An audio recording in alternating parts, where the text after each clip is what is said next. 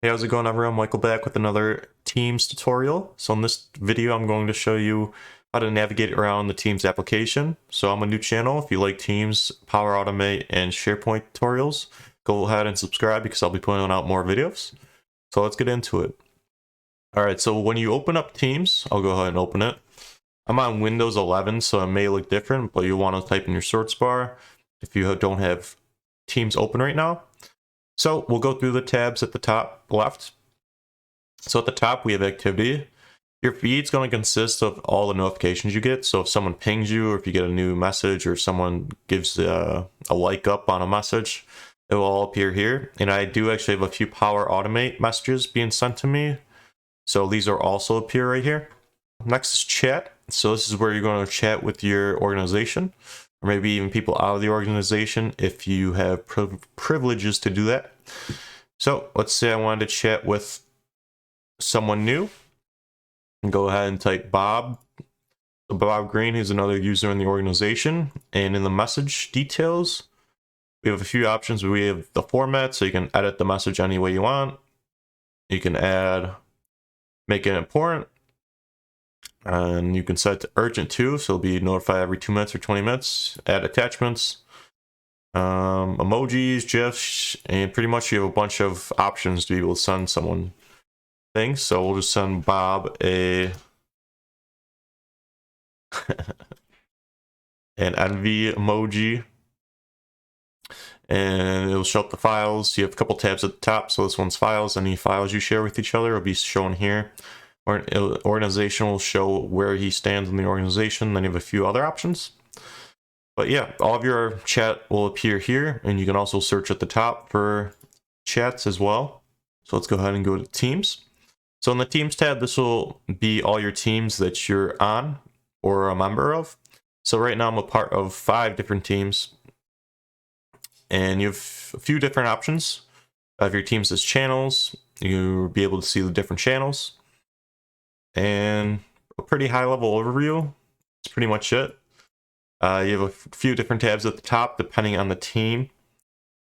So you can navigate. You can also hide teams if you want. So let's say you're a part of a team where it's not really active anymore, but there's a lot of good files in it that you need to access every now and again.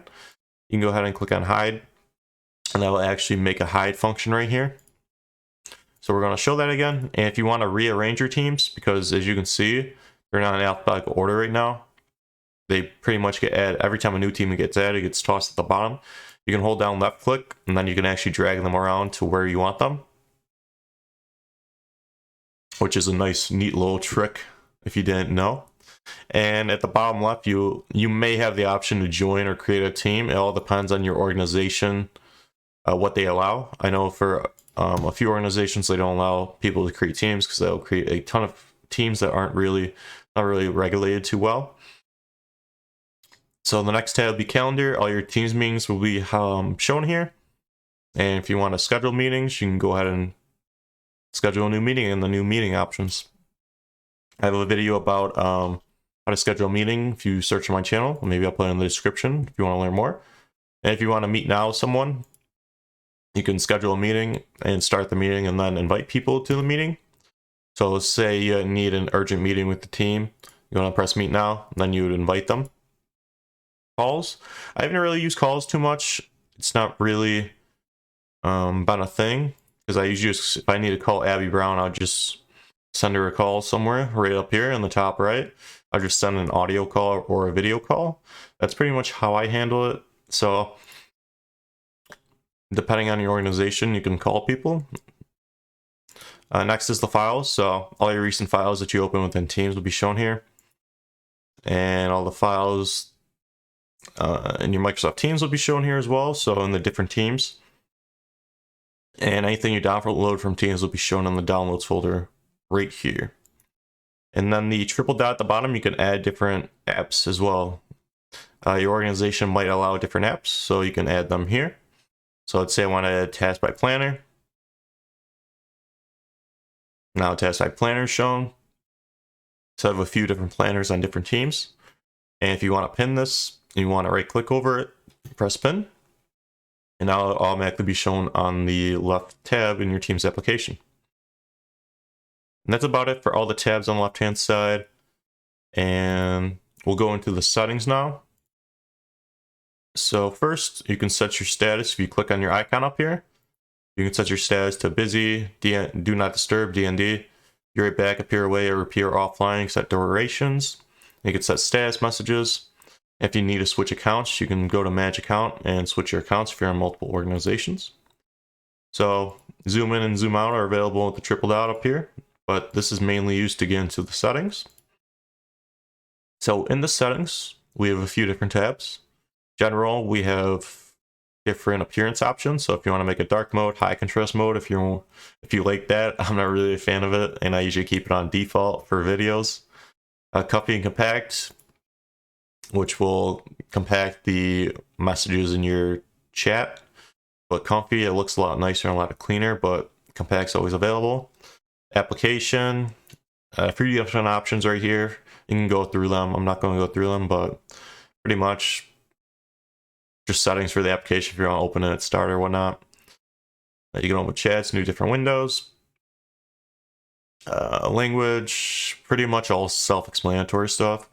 But there is an option here for out of office. So let's say you're out of office for Friday. We can turn on automatic replies, and then you could type a out of office message like, "Hey, hi, I'm out of office today. Please contact someone else on the team." And then you can schedule it. So let's say I'm out of office on Friday, come back on Saturday.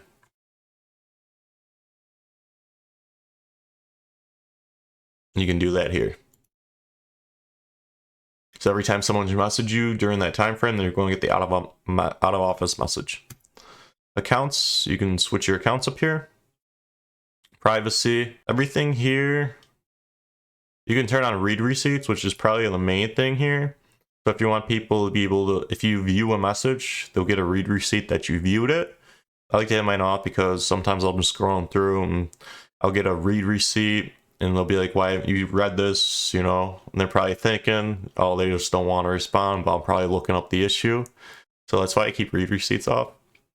Notifications, you can pretty much self-explanatory on. I have custom notifications for all my different teams, so that's why it says custom. But if you want all the activity for your new messages, reactions, and all mentions, you can click on that. Devices. So this is where you can switch up your audio devices. The speaker would be the output, so if I had a headset on, it'll be the audio coming out of the headset, and microphone would be the audio going into the, let's say you're in a meeting, that's pretty much where your voice is going to come out of. So you may need to switch this depending if you have a laptop, because sometimes it will default to a laptop instead of a headset you have in. So FYI, I've seen that happen with a few users. They say, "Oh, I can't hear nothing." They might be an issue with their headset, or they just have the wrong output for their speakers. You can switch out the noise suppression. There's auto, high, default, low, and off. I usually keep mine on high, but for this computer, it's on auto because I have a few fans in the background. I don't want the microphone being able to pick that up during a meeting. Then you can also set up your camera right here. App permissions. You probably won't be going into that too much. Captions and transcriptions. You probably want to leave that enabled. Files, always open Word, PowerPoint, Excel files, and you can do Teams, desktop app, or the browser. It's all personal preference, whatever you want to do. I usually probably keep mine in desktop app, but you can also just leave it open in Teams. And then calls. I'm not really too sure. I don't use calls too much, and you probably won't as well. So, but the settings are right here. So that'll be my quick little overview for Teams. I hope you've found this helpful. If you did, go ahead, leave a like, comment, or subscribe. If you have any questions, feel free to leave them in the comments. And that'll be it for today's video. So I'll catch you in the next one.